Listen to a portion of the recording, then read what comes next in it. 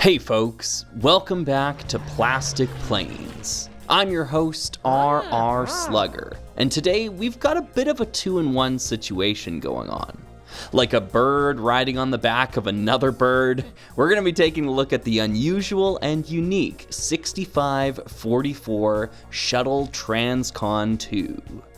Released in 1995, the Shuttle Transcon 2 was a part of the Launch Command theme, a series depicting what space travel would realistically look like in a LEGO setting. Obviously, LEGO Space had been a thing for over 15 years at that point, but barring a few anomalies in its first year or two, the vast majority of sets under its umbrella were focused on presenting fantastical spacecraft, with little regard for reality. In contrast, Launch Command was LEGO's first major theme to depict space travel in a realistic way. While that might seem like old hat today, given the deluge of copycat clones LEGO has churned out since, at its inception, Launch Command was quite novel and noteworthy, much like the set we're examining today. The scene that the Shuttle Transcon 2 was designed to depict might be foreign to some younger viewers, but not all that long ago, in our real world, NASA was transporting its space shuttles on the backs of two modified Boeing 747s. From the 1970s to the early 2010s, the shuttle carrier aircraft served an important role in carrying their precious cargo from place to place. Even though the program retired over a decade ago, it has weirdly become topical again. For 30 years, the Shuttle Transcon 2 shared the spotlight with nobody. To my knowledge, it was the only shuttle carrier aircraft within LEGO's arsenal. However, less than a month ago, the LEGO Group released a new iteration of this concept within their LEGO Icons line. Now, I hate to disappoint, but I'm not about to rush out and spend $300 on a set that I don't have an interest in talking about, just to compare it to a set that I do have an interest in talking about.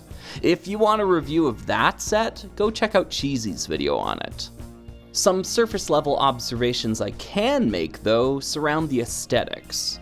Folks that have watched my videos before might know that I prefer LEGO sets to have a more angular look to them, so I won't rehash any of those points here. I also don't want to derail too much from the Shuttle Transcon 2, so I'll keep any comparisons brief.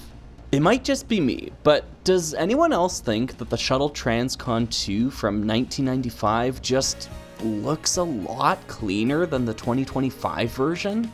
I think it has to do with where the exposed studs are seen. On the older model, there's an order or pattern to their placement, whereas they seem to be haphazardly strewn about in the modern one. Part of this likely stems from the inherent busyness found in larger LEGO builds, as the size of the studs don't scale with the size of the model.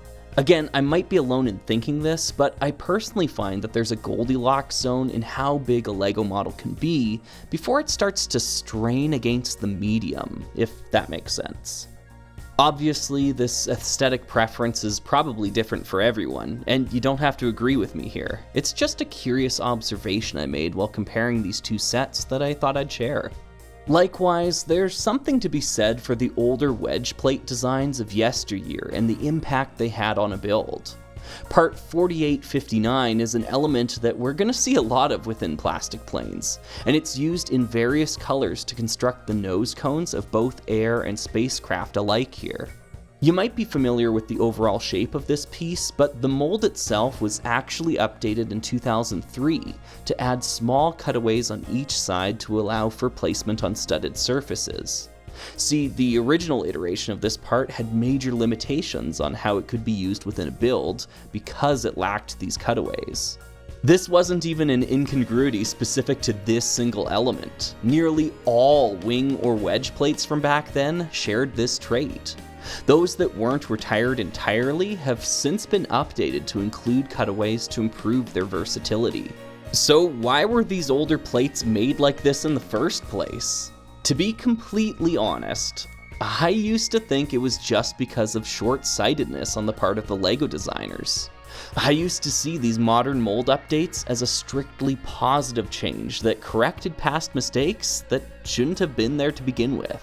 But the more of these older sets I collect now, the more I've come to realize that I was wrong. There was a method to the madness that I didn't understand at first, and the modernization of these elements, while still a net positive in my opinion, didn't come without a cost. Like I said earlier, there's a cleanliness to the design of the Shuttle Transcon 2 absent from its modern counterpart, largely because of the lack of cutaways in the wedge plates used. Just compare the nose cones of both space shuttles. I would seriously make the argument that the Shuttle Transcon 2 does a lot more with a lot less. The wedge plates of yesteryear may have been limited and purpose-built, but man, did they look sleek. This won't be the last time that we dissect some of the wedge plates found within the Shuttle Transcon 2, but for now, I'd like to make some more general observations about it. Firstly, I think the set designers absolutely nailed the look and feel of both craft. The space shuttle itself is a near spitting image of the original.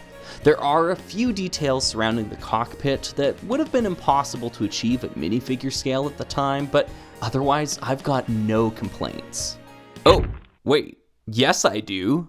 My model is actually missing a pair of stickers that are supposed to span the entire side of the craft, linking multiple pieces together under one continuous sticker.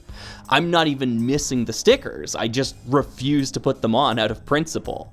We might have lost something by adding cutaways to wedge plates, but stickered assemblies can remain dead in the past for all I care. Good riddance.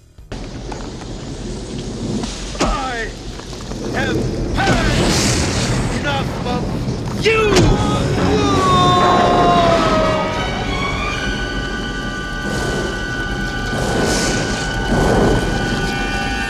The cockpit can be accessed by removing the roof and canopy piece. Unfortunately for our astronauts, they cannot fit inside without first removing their air tanks. I hope they can hold their breath and somehow retrieve them from within the cargo bay later. It's a pretty unsatisfying solution, but I guess it works. The cargo bay does contain other items of note though. Opening the bay doors reveals a fully operational space arm, utilizing homemaker-style joints that were popular at the time. There's also a collapsible satellite ready to deploy. Pretty nifty stuff overall. The modified 747 model is also a real highlight of the set.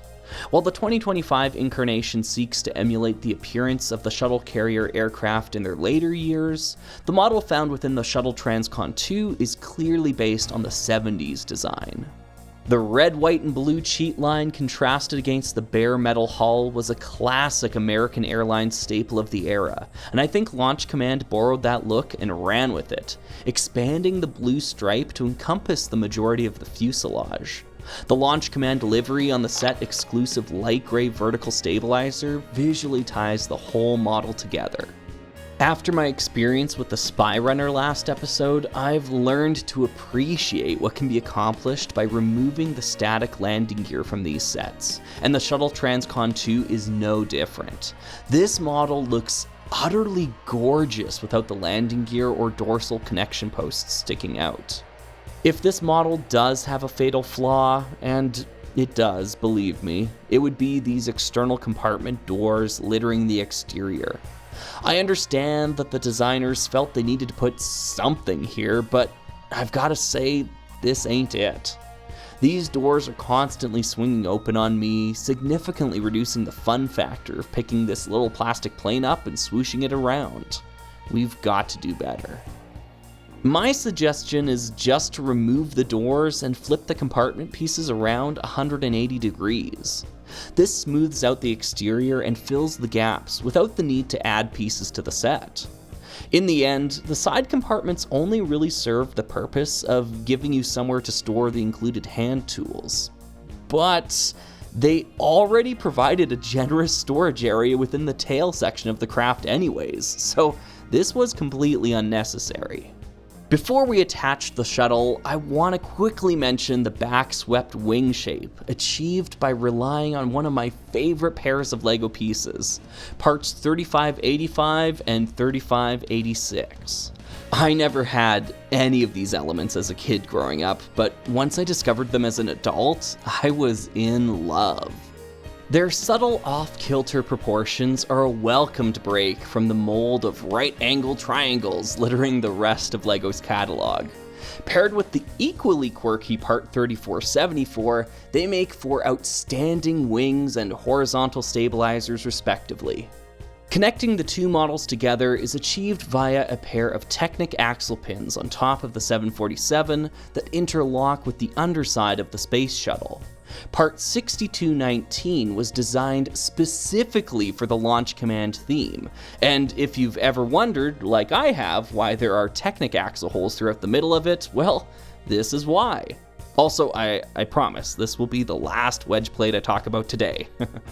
It can be a little tedious to line it all up correctly, but when it works, it looks great. As snug as a bird riding another bird. Like the Spy Runner I talked about last time, this set also comes with a small ground service vehicle. Adorned with all sorts of caution lights, this little vehicle wants to be noticed, or at least wants to not be ran over. On the rear is a yellow tow arm that includes a fairly rare element, Part 4319. This subassembly can connect to the landing gear of the Transcon 2 and allows the service vehicle to taxi it out to the runway. How cool is that? Before we depart today, I wanted to take a quick peek at the box for this set. The photography on the front does a great job showcasing many of the features contained within, but you all know that I'm only interested in one thing, and it's sluggin' disgusting. Gimme those alternate builds! We got some real winners today. A giant single-seater prop plane with solar panels, an astronaut G-force simulator unit, a delivery truck transporting enough red matter to destroy a planet.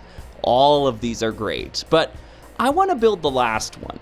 A jet-powered hovercraft cruising on the water. It might be a little less flashy than the others, but what it does have going for it is instructions on how to build it included within a LEGO magazine.